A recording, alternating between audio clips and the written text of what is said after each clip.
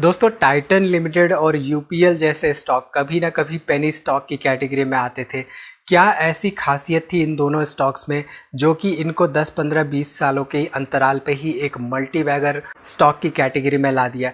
As a retail investor हमारे लिए समझना बहुत ही ज़रूरी होता है कि कैसे हम फिगर आउट करें कि आने वाले समय में कोई भी स्टॉक जो कि पेनी स्टॉक के दाम पे ट्रेड कर रहा है 25 गुना, 50 गुना या इवन 100, 500 गुना का रिटर्न्स दे सकता है।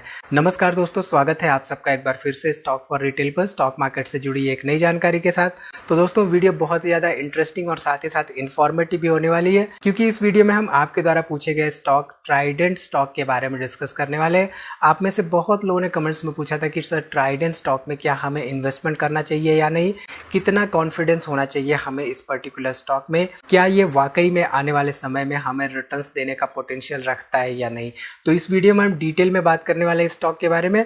तो वीडियो को यहाँ पे पूरा देखते हैं तो आपको ना सिर्फ ट्राइडेंट स्टॉक के बारे में पता चलता है, बल्कि आपको कई सारी बातें सीखने को मिलती हैं बेस्ड ऑन माय एक्सपीरियंस, और साथ ही साथ आपको कॉन्फिडेंस भी बिल्डअप होता है स्टॉक मार्केट इन्वेस्टिंग में। तो वीडियो को पूरा देखना बिल्कुल ना भूलिए और साथ ही साथ लाइक करना ना भूलिए। आप लोग के लाइक्स जब आते हैं तो हमें मोटिवेशन तो मिलता ही मिलता है, साथ ही साथ हमें ये पता चलता है कि आप लोग हमसे कनेक्टेड हैं और इन्फॉर्मेशन आपके लिए लाने के लिए प्रोत्साहित करता है। ठीक है, चलिए अब यहाँ पे करंट निफ्टी 50 का हम ओवरऑल सिचुएशन देख लेते हैं। देखिए, स्टॉक मार्केट की सिचुएशन समझना हमारे लिए उतना ही इम्पॉर्टेंट होता है जितना इम्पॉर्टेंट हमारे लिए अपनी पोर्टफोलियो को मैनेज करना होता है। क्योंकि अगर स्टॉक मार्केट की हम ओवरऑल डायरेक्शन पता करते हैं तो हमें ये पता होता है कि हमें अपने स्टॉक में क्या करना है। ठीक है, तो क्लियरली यहाँ पे एक दिन के कैंडलस्टिक चार्ट पे इसमें डाउनवर्ड मोमेंट है, बियरिश मोमेंट है। अगर हम एक वीक के कैंडलस्टिक चार्ट की बात करें तो एक वीक के कैंडलस्टिक चार्ट पे आप देख सकते हैं यहाँ पे आपको एक अच्छा खासा कंसोलिडेशन जोन बनता हुआ नज़र आ रहा है एक वीक के कैंडलस्टिक चार्ट पे। अब अगर हम पास्ट में जाएं एक वीक के कैंडलस्टिक चार्ट पे तो आप देख सकते हैं कि आपको सितंबर 2018 से यहाँ पे जनवरी 2020 तक एक कंसोलिडेशन बनता हुआ नज़र आया था। ये लंबे दौर का कंसोलिडेशन था और 2020 मार्च के क्रैश की सिचुएशन की बात हम सबको पता होनी चाहिए। यहाँ पे क्रैश आया और बहुत बड़ा क्रैश आया है। स्टॉक मार्केट में जब भी वन वे मूवमेंट होती है, क्रैश मूवमेंट या अपवर्ड मूवमेंट, वो बड़ी तेज़ी से होती है। तो ऐसी सिचुएशन बहुत ही ख़तरनाक हो सकती है। यहाँ से स्टॉक मार्केट क्रैश भी हो सकता है बुरी तरह, यहाँ से स्टॉक मार्केट एकदम से कुछ ही हफ्तों में 20,000 के ऊपर भी जा सकता है। तो हमें स्टॉक मार्केट पे पैनी नज़र बना के रखनी है। क्रैश हुआ तो अच्छे स्टॉक्स में बाई करना है। ठीक है, चलिए अब यहाँ पे ट्राइडेंट लिमिटेड के फंडामेंटल समझने से पहले समझ लेते हैं कि कंपनी कर क्या रही है। देखिए, बिजनेस सेगमेंट समझना बहुत इंपॉर्टेंट होता है।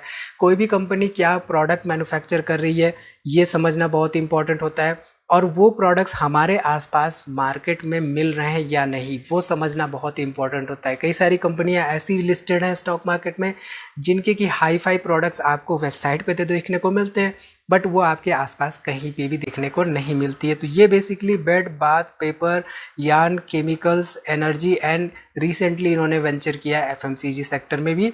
तो इनके आपको मेजरली टेक्सटाइल और पेपर के प्रोडक्ट्स मार्केट में देखने को मिल जाते हैं। तो अगर हम यहाँ पे सर्च करें तो आप देख सकते हैं कि आपको ट्राइडेंट की वेबसाइट पे भी प्रोडक्ट्स इनके देखने को मिल जाते हैं। अमेजन, फ्लिपकार्ट और साथ ही साथ मिंत्रा वगैरह पे भी आपको इनके प्रोडक्ट्स सेल होते हुए देखने को मिल जाते हैं। ठीक है, चलिए अब यहाँ पे समझ लेते हैं इसके ओवरऑल फाइनेंशियल्स। देखिए, फाइनेंशियल समझना उतना ही इंपॉर्टेंट होता है जितना कि इसके प्रोडक्ट सेगमेंट को समझना।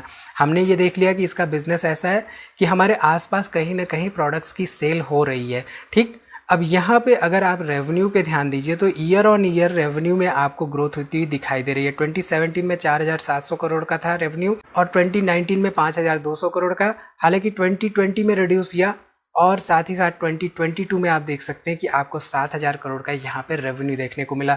और सिमिलरली अगर हम प्रॉफिटेबिलिटी की बात करें तो प्रॉफिट बिफोर टैक्स में देखिए आपको ईयर ऑन ईयर एक अच्छा खासा ग्रोथ देखने को मिल रहा है। तो कोई भी कंपनी अगर प्रॉफिटेबिलिटी में ग्रो कर रही है, उसके रेवेन्यू में ग्रोथ हो रही है, उसके ओवरऑल सेल्स में ग्रोथ हो रही है, तो ऐसे में हम कह सकते हैं कि हाँ, कंपनी जो है फाइनेंशियली और ज़्यादा स्ट्रॉन्ग बनती जा रही है over a long period of time. अब कोई भी पेनी स्टॉक होता है, पेनी स्टॉक का मतलब ये नहीं होता है कि प्राइस केवल 3 रुपए का है तो मैंने पेनी स्टॉक मान लिया। मार्केट कैपिटलाइजेशन के हिसाब से हो सकता है कि वो पेनी स्टॉक की कैटेगरी में ना आए, बट यहाँ पे अगर 20-30 रुपए का स्टॉक है तो हम पेनी स्टॉक की कैटेगरी में उसको ट्रीट कर सकते हैं।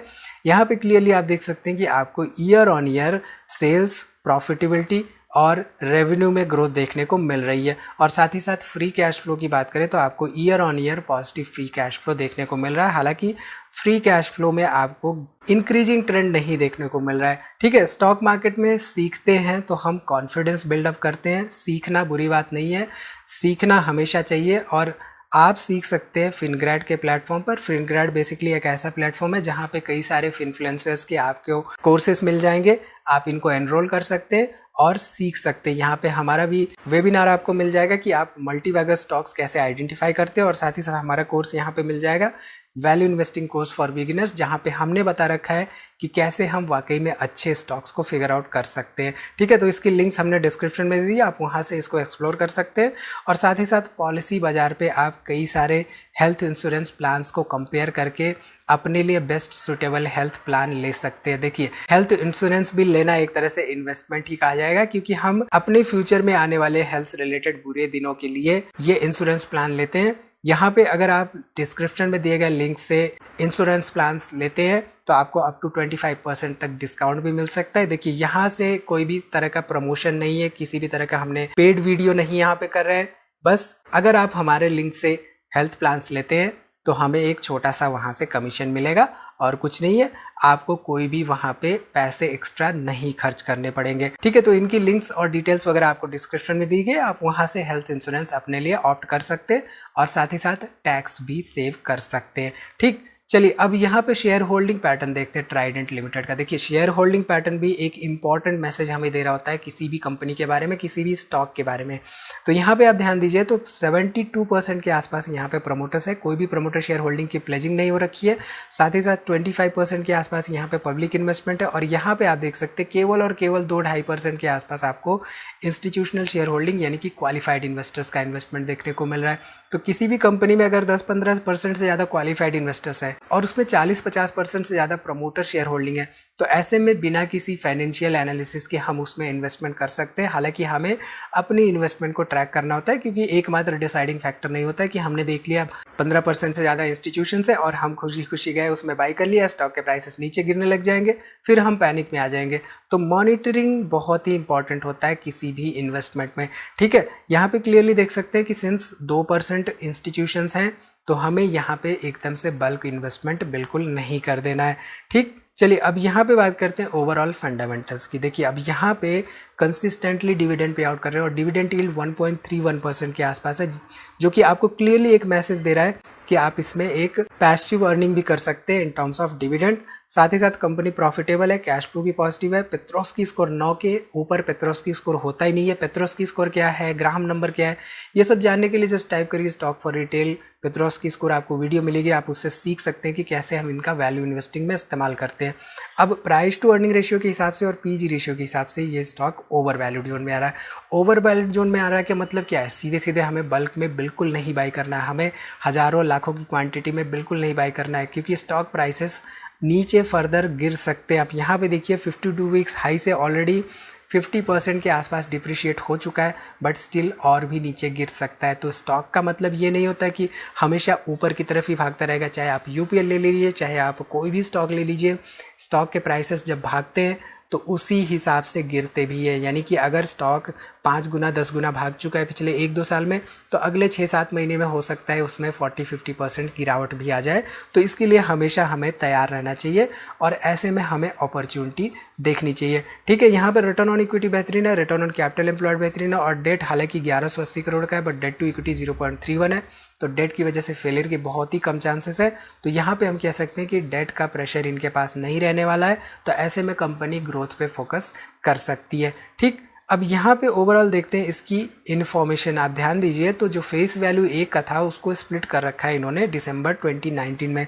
तो दिसंबर 2019 का वो पीरियड था जहाँ पे स्टॉक करीब करीब 70 रुपये के आसपास था।